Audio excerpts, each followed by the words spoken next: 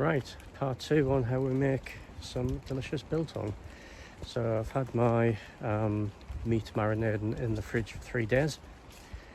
So we're going to need a method to dry the meat. There's 2 or 3 methods available. I'll go through the one that I use and the one that I used to use. So let's get into it. Okay, so we've had our beef in the fridge for 2 or 3 days marinating. What I'm going to do now is put in the rest of the dry ingredients, which I kept to the side, scattered on the top. Just start to press it in nice and firm, just to sort of take the surface moisture out.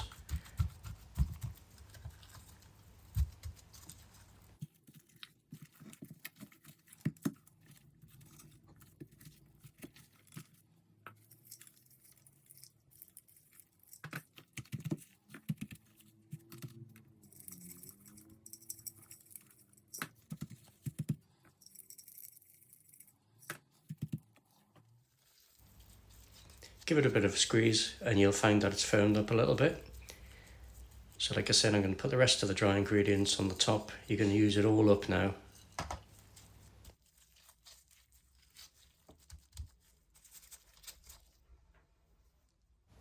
Okay, so I'm using a dehydrator. It's just a cheap one from Amazon. It cost about 25 quid. So load it up. Try not to let the pieces touch because obviously it won't dry between where they're touching.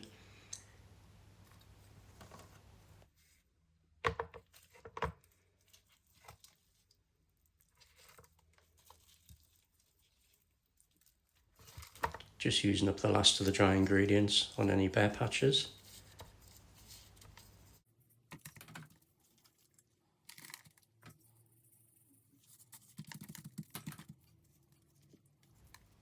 Because these pieces are different sizes, they'll dry at a different rate.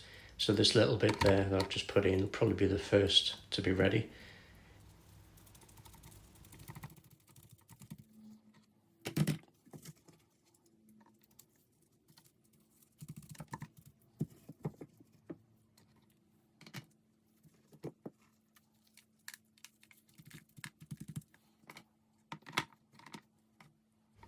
Right, so I'm going to run my dehydrator for a day, up to 2 days, and keep checking as you go along until it seems ready.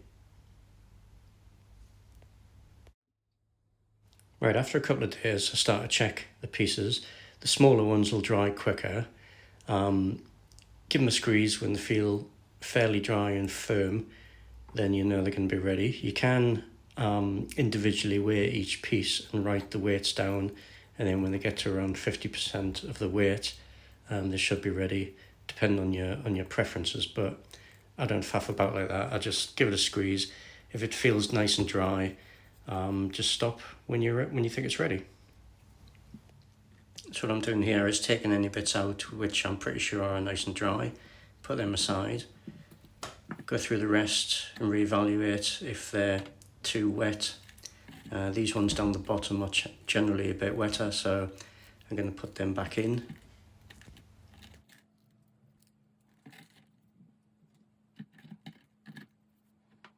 And then I'll run the dehydrator for a few more hours and check again. And here we are, the finished product. This is exactly how I like it. Nice and crispy on the outside and very slightly soft on the inside, because it does dry out a little bit more, but that's about the right firmness that I like. Okay, so that's all done and it looks delicious. It's exactly how I like it. So let me show you how you could do it if you didn't have a dehydrator, how I used to make it.